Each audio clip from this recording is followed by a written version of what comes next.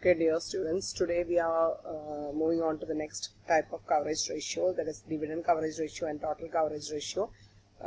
In our last class, we heard about interest coverage ratio. So for that, we used the formula profit before interest and tax divided by total interest. Here, in that interest coverage ratio, we took this profit before interest and tax because with that profit you are going to pay off the interest, isn't it? So that's why we took profit before interest and tax as the numerator in that case of interest coverage ratio. But here in this case of dividend coverage ratio, you have to use earnings after tax, that is earnings after interest as well as tax. After tax interest already കുറച്ചിട്ടുണ്ടാവുമല്ലോ. Okay, ഇവിടെ കാരണം എന്താണ്, നമ്മൾ interest കൊടുക്കുന്നത് ഇൻട്രസ്റ്റും ടാക്സും കൊടുക്കുന്നതിന് മുൻപുള്ളത്തെ profit ഉപയോഗിച്ചിട്ടാണ് interest കൊടുക്കുന്നത്. അതുകൊണ്ടാണ് ഇൻട്രസ്റ്റ് കവറേജ് റേഷ്യോ കാണാനായിട്ട് ആ പ്രോഫിറ്റ് എടുത്തത്, അതായത് earnings before interest and tax എടുത്തത്. ഇവിടെ ഡിവിഡൻഡ് കൊടുക്കുന്നത് ഏത് പ്രോഫിറ്റിൽ നിന്നാണ്? പ്രോഫിറ്റ് അല്ലെങ്കിൽ earnings after interest after tax. അപ്പൊ അത് കഴിഞ്ഞിട്ടുള്ള പ്രോഫിറ്റ് ആണ് ഡിവിഡൻഡ് കൊടുക്കാനായിട്ട് എന്തുള്ളൂ, യോഗ്യമായിട്ടുള്ളതുള്ളൂ. അതുകൊണ്ടാണ് ഇവിടെ ന്യൂമറേറ്റർ ആയിട്ട് ഏർണിംഗ്സ് ആഫ്റ്റർ ടാക്സ് അല്ലെങ്കിൽ EAT എടുക്കുന്നത്. ഓക്കെ, ഇതെന്താ നോക്കുന്നത്? ഈ ratio ability of the company to pay off the dividend of preference shares. Preference share holders ആണ് fixed rate of dividend carry ചെയ്യുന്നവര്, അല്ലെ? അപ്പോൾ നമുക്ക് ടാക്സും അടച്ച് ഇൻട്രസ്റ്റ് ഒക്കെ കൊടുത്തതിന് ശേഷം ബാക്കിയുള്ള പ്രോഫിറ്റ് കൊണ്ട് ഈ പ്രിഫറൻസ് ഡിവിഡൻഡ് മീറ്റ് ചെയ്യാനായിട്ട് പറ്റുന്നുണ്ടോ എന്നുള്ളതാണ് നോക്കുന്നത്. So it is obtained by dividing the net profit after tax by the amount of dividend. എത്ര amount preference dividend കൊടുക്കാനുണ്ടോ ആ amount കൊണ്ട് നമ്മൾ ഡിവൈഡ് ചെയ്യുന്നു. Okay, so the dividend coverage ratio is earnings after tax divided by preference dividend.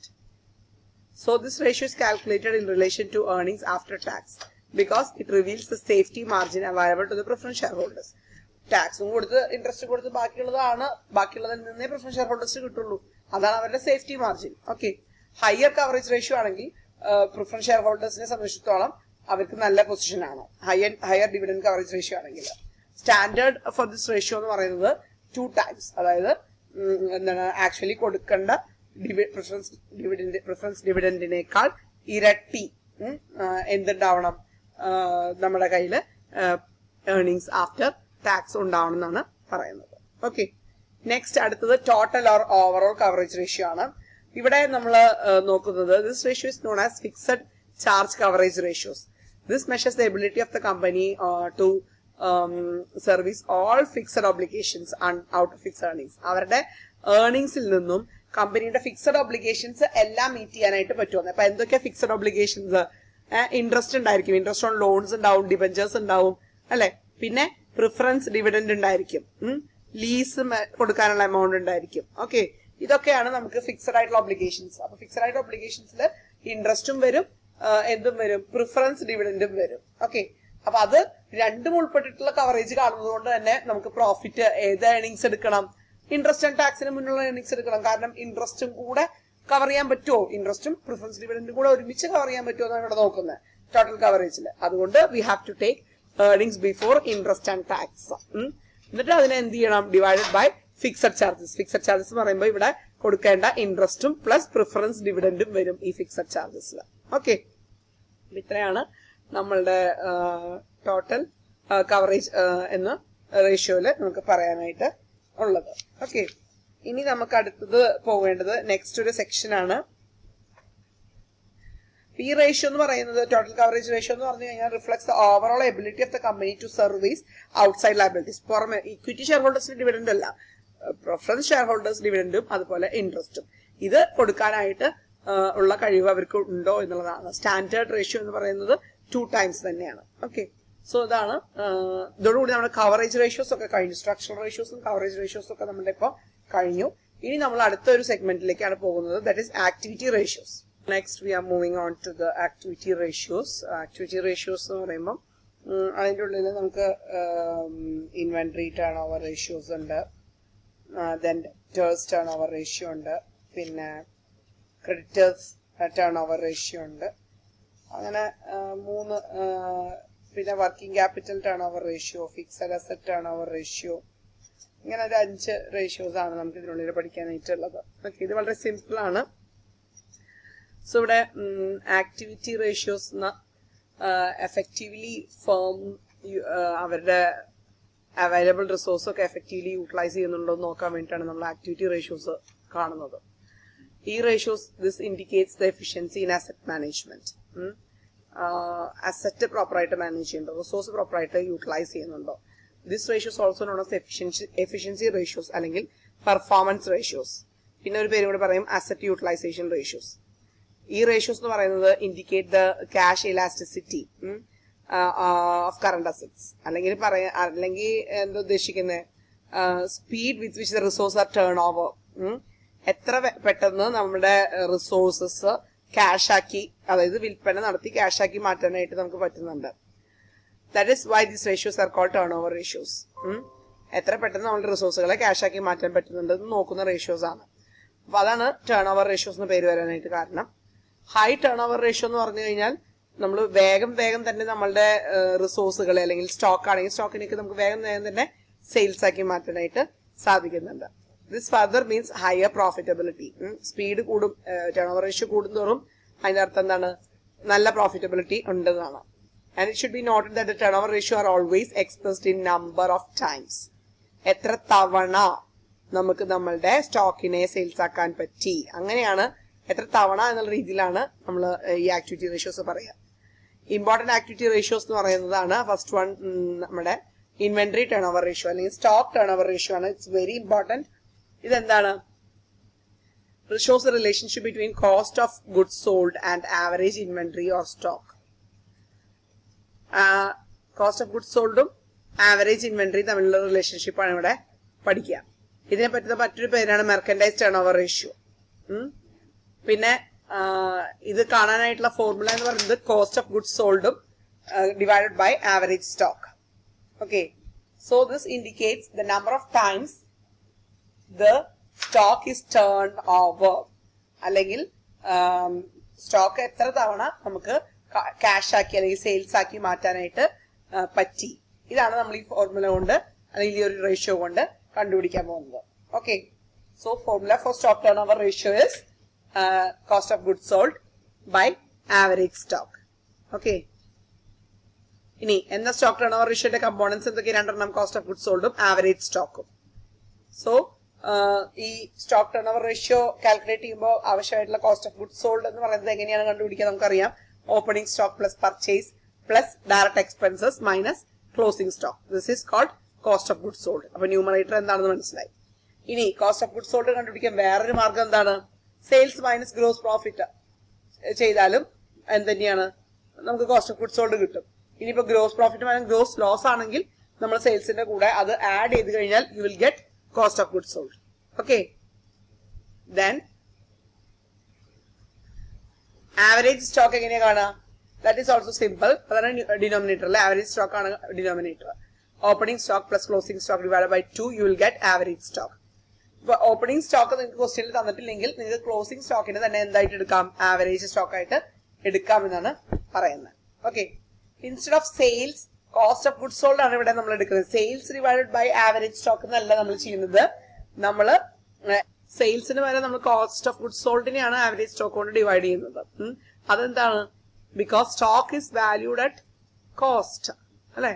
അപ്പോ stock കോസ്റ്റിലാണ് value ചെയ്യുന്നത്. അതുകൊണ്ട് നമ്മൾ sales എടുക്കേണ്ട ആവശ്യമില്ല, കോസ്റ്റ് എടുത്താൽ മതി. ഓക്കെ, സ്റ്റോക്കിന്റെ വാല്യൂ അറിയാനായിട്ട്. So both numerator that is stock and denominator cost of goods sold R on the same basis.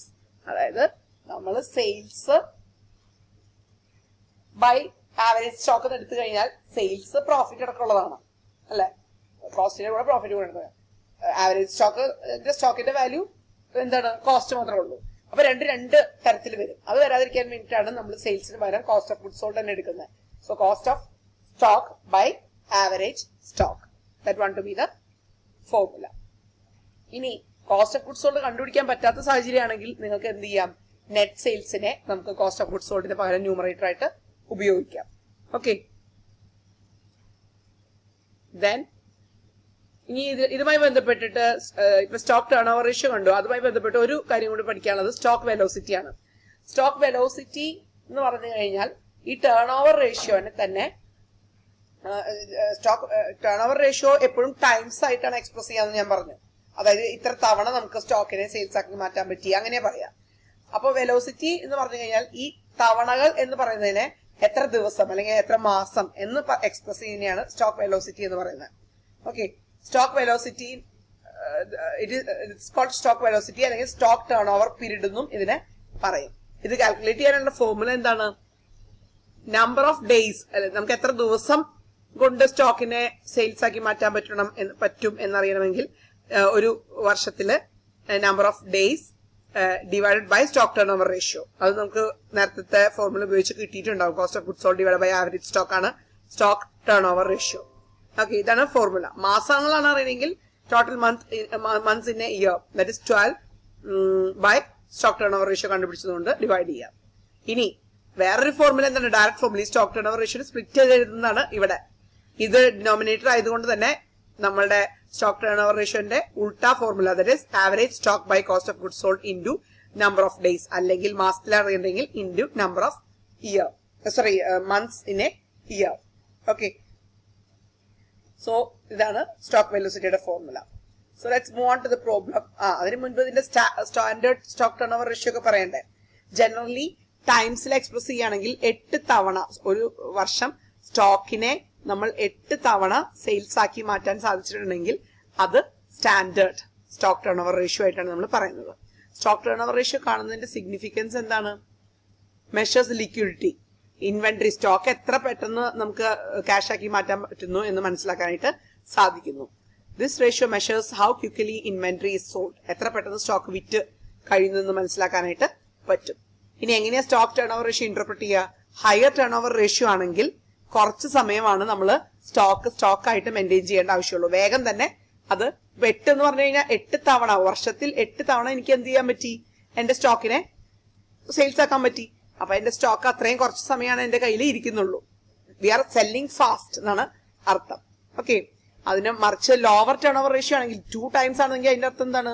എനിക്ക് വർഷത്തില് 2 തവണയാണ് എന്റെ സ്റ്റോക്കിനെ എന്ത് ചെയ്യാൻ പറ്റുന്നു? സെയിൽസ് ആക്കാൻ പറ്റുള്ളൂ. അപ്പൊ അത്രയും 6 മാസത്തോളം ഞാൻ ഫസ്റ്റ് എന്റെ സ്റ്റോക്ക് ഹോൾഡ് ചെയ്തു. പിന്നെ അത് 6 മാസം കൊണ്ട് ഞാൻ വിറ്റു. അത് കഴിഞ്ഞ് അടുത്ത 6 മാസം കൊണ്ട് അടുത്ത സെക്ഷൻ മേടിച്ചത് വിറ്റു. അപ്പൊ അത് ലോ പ്രോഫിറ്റ് ആണ്, ലോ സെയിൽസ് ആണ്. അവിടെ സ്റ്റോക്ക് ഒരുപാട് അക്യുമുലേറ്റ് ചെയ്ത് കിടക്കുന്നു എന്നാണ് അതിന്റെ അർത്ഥം. Okay, so low turnover ratio എന്ന് പറഞ്ഞു കഴിഞ്ഞാൽ സ്റ്റോക്സ് ഒരുപാട് കാലം നമ്മുടെ ഗോഡൌണിൽ വിറ്റ് പോവാതെ കിടക്കുന്നുണ്ട് എന്ന അർത്ഥം. Okay, so this ratio is also an index of profitability because a high ratio indicates more profit. ഇനി ഇതിന്റെ പ്രോബ്ലം ആണ് example 8. From the following particulars calculate stock turnover ratio. Opening stock തന്നിട്ടുണ്ട്, പർച്ചേസ് തന്നിട്ടുണ്ട്, carriage on purchase direct expense ആണല്ലേ, cost of goods sold കണ്ടുപിടിക്കാൻ നമുക്ക് ഉപയോഗിക്കാം. Sales തന്നിട്ടുണ്ട് 2 lakhs, ക്ലോസിംഗ് സ്റ്റോക്ക് തന്നിട്ടുണ്ട്. ഓക്കെ, സോ ഇവിടെ നമ്മൾ എന്ത് ചെയ്യണം? കോസ്റ്റ് ഓഫ് ഗുഡ്സ് സോൾഡ് ആദ്യം കാണാം നമുക്ക്. Cost of stock turnover റേഷ്യോന്റെ ഫോർമുല എന്താണ്? ഇവിടെ കുറച്ച് നീങ്ങിയ ഇത് കിടക്കണം കേട്ടോ. Cost of goods sold divide by average stock. ഇത് ഇങ്ങോട്ട് നീങ്ങി കിടന്നേ ഉള്ളൂ. കോസ്റ്റ് ഓഫ് ഗുഡ്സ് സോൾഡ് എങ്ങനെയാണ് കാണുക? Opening stock plus purchase plus carriage on purchase minus closing stock. അപ്പൊ നമുക്ക് ഇതെല്ലാം ക്വസ്റ്റ്യനിൽ ഇവിടെ തന്നിട്ടുണ്ട്. Opening stock, purchase, direct expense minus closing stock. ഇനി ആവറേജ് സ്റ്റോക്ക് കാണാനോ? Opening stock plus closing stock by 2. അപ്പൊ അത് എത്രയാണ്? 40,000 പ്ലസ് 30,000 by 2, that is എത്രയാ? 35,000. ഈ by 2 ഇവിടെയാണ് വരുന്നത് കേട്ടോ. സ്റ്റോക്ക് ടേൺ ഓവർ റേഷ്യോ എങ്ങനെയാ കാണുന്നത്? ഈ ഒരു സംഭവങ്ങളൊക്കെ കൂടെ നമ്മൾ ചെയ്തു. ഓപ്പണിംഗ് സ്റ്റോക്ക് പ്ലസ് ഈ ഫോർമുല ഇത് അപ്ലൈ ചെയ്തു. You will get 1,40,000 by average stock of 35,000, that is 4 times. 4 times ആണ് സ്റ്റോക്ക് ടേൺ ഓവർ റേഷ്യോ. ഇനി അതിന്റെ വെലോസിറ്റി ആക്കി മാറ്റണമെങ്കിൽ നമുക്കറിയാം, ദിവസത്തിൽ കാണണമെങ്കിൽ 365/4, മാസത്തിൽ കാണണമെങ്കിൽ 12/4. സോ ദിവസങ്ങൾ എത്രയാണ്? 91 days ആണ് നമ്മൾ ഒരു സ്റ്റോക്ക് എന്താക്കി മാറ്റാൻ, സെയിൽസ് ആക്കി മാറ്റാനായിട്ട് എടുക്കുന്നത്. അതുപോലെ 3 മാസം കൊണ്ടാണ്. അപ്പൊ 4 തവണ കണ്ട, 4 times 4 തവണ നമുക്ക് മാറ്റാനായിട്ട് പറ്റുന്നു. സ്റ്റാൻഡേർഡ് അച്ചീവ് ചെയ്തിട്ടില്ല എന്നാണ് പറയുന്നത്. അതുകൊണ്ട് തന്നെ എന്താണ്, നമ്മൾ ഇതിനെ സാറ്റിസ്ഫാക്ടറി ആയിട്ട് കാണുന്നില്ല ഇന്റർപ്രിട്ടേഷനിൽ. Okay, cost of goods sold കണ്ടുപിടിക്കാൻ പറ്റുന്നത് കൊണ്ട് തന്നെ സെയിൽസ് ക്വസ്റ്റ്യനിൽ തന്നിട്ടുണ്ടെങ്കിലും നമ്മൾ അത് എടുക്കേണ്ട ആവശ്യം